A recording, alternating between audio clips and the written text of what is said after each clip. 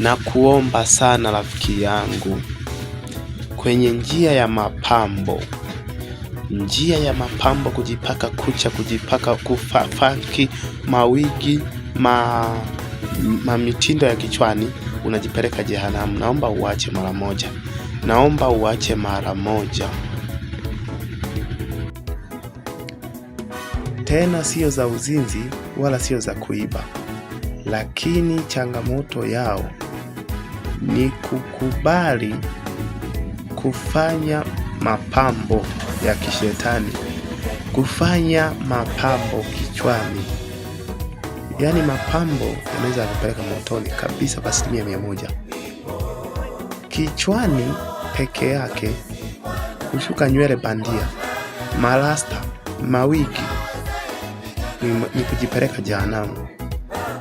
Kupaka rangi mikononi, kwenye kucha, kwenye miguu, unaenda jehanamu.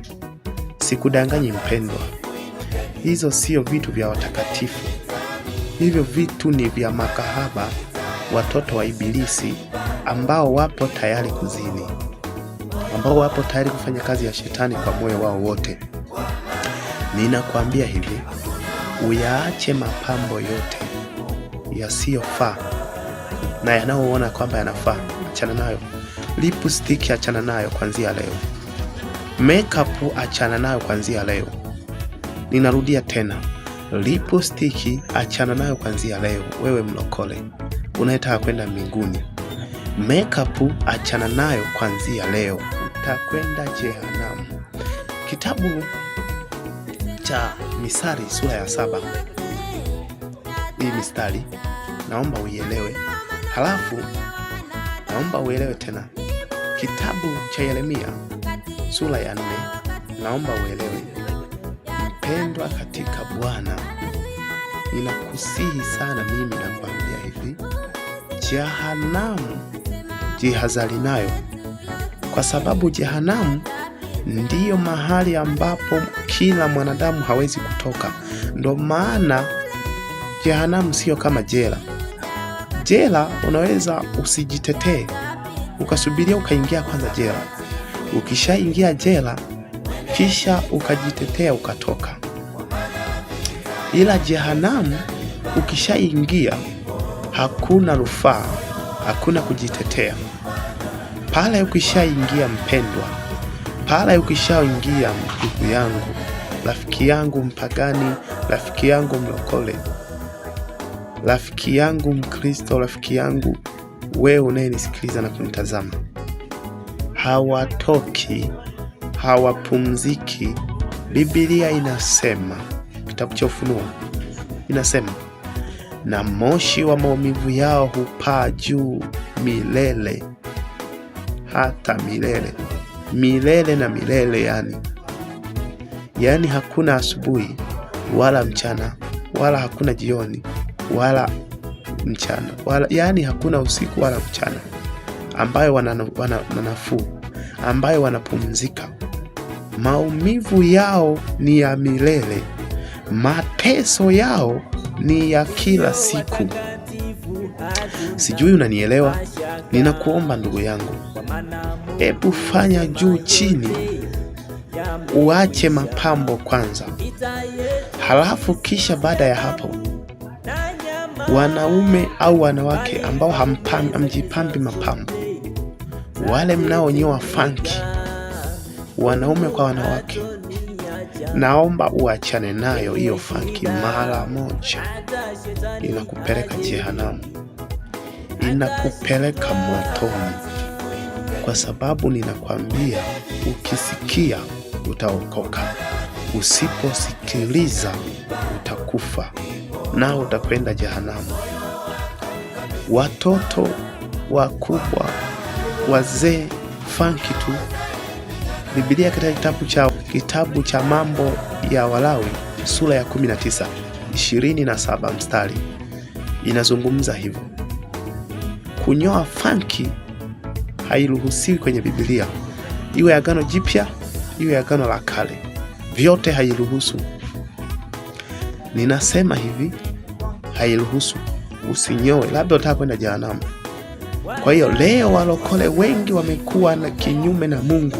Ndio maana miujiza ya kina Petro, miujiza ya kina Yohana haipo tena ndani ya kanisa, kwa sababu ya kupuuza maneno ya Mungu madogo madogo wanayoyaona kwao. Lakini Mungu anayapenda hayo mnayoyadharau nyinyi, na Mungu anayaheshimu hayo mnayoyadharau. Kwani wewe unayoyadharau uliyaumba wewe? Unayadharau maneno hayo, unayasema kwamba eti hili tu ulilisema wewe? Wewe ndo Roho Mtakatifu, wewe ndo Mungu, mpaka umeanza kumpangia Mungu. Mimi nakwambia hivi, maneno yote ya Mungu, na Biblia nasema, na Paulo alisema, na mimi tena narudia kusema, kila neno lenye pumzi ya Mungu lafaa kwa mafundisho na kuwahekimisha wanadamu na kuwarudisha kwenye mstari waliokosa. Sasa wewe unayesema kwamba eti haka tu, eti hili nalo ni la zamani, aliyekudanganya nani? Yesu anasema msijidhanie kwamba nalikuja kuitangua Torati.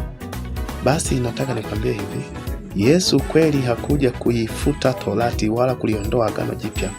No, wala kuliondoa agano la kale. Lakini Yesu alikuja kuyatimiliza, yani kukamilisha yote. Yesu hakuja kuondoa vitabu vya manabii. Ndio maana Biblia hata sasa unaiona bado iko yote. Biblia unaiona yote ipo. Agano jipya lipo, agano la kale lipo.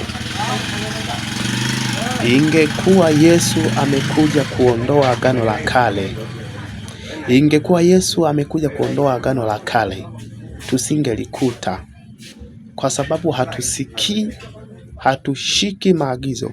Ndio maana unakuta watu tunanyoa funky, tunachonga pembe za vichwa, kuchonga vichwani, kuchonga uso. Waga ni utapeli, waga ni uhuni, ni ukafiri. Waga tuambiwe ni ukafiri. Hata kama wachungaji wako waga wakwambii, hata kama maaskofu wako waga wakuhubirii, mimi nakwambia utaenda jehanamu. Yani wewe ukifa tu moja kwa moja ni kwenda tu, yani wewe ni kwenda tu kuzimu, kusubiria hukumu ya jehanamu. Kwa sababu kuzimu na jehanamu ni vitu viwili tofauti. Kuzimu utaenda ukifa. Jehanamu siku Yesu akija ndo utaenda kutupwa. Mimi nakwambia hivi mpendwa, wewe unayeamini umeokoka, unayeamini una Yesu, tafakari yote haya niliyoyahubiri. Tafakari yote haya ninayokuhubiria, ninayokuambia na ninayokushuhudia. Njia za wokovu ni nyembamba na tabu kuzipita. Wengi watajaribu hawataweza, kwa sababu ya tamaa, kwa sababu ya mitindo ya kidunia. Unanyoa funky, unajaribu kujichonga uso, unajaribu kupaka bleach kichwani, unapaka nini kichwani, unaongeza lipstick mdomoni, unaweka makeup, ni kujipeleka jehanamu. Mpendwa wa Bwana, ninakusihi, achana basi na mapambo. Acha basi mapambo, na kuomba, acha mapambo mara moja. Hukumu ya Mungu ipo juu yako. Kama utaendelea, utaenda jehanamu. Utaenda jehanamu. Ninakuomba, ninakusihi, jihadhari nafsi yako, jihadhari roho yako. Na kuomba mpendwa katika Bwana, kuwa tayari basi tuende mbinguni kwa pamoja. Na kuomba sana, naomba usubscribe hapo.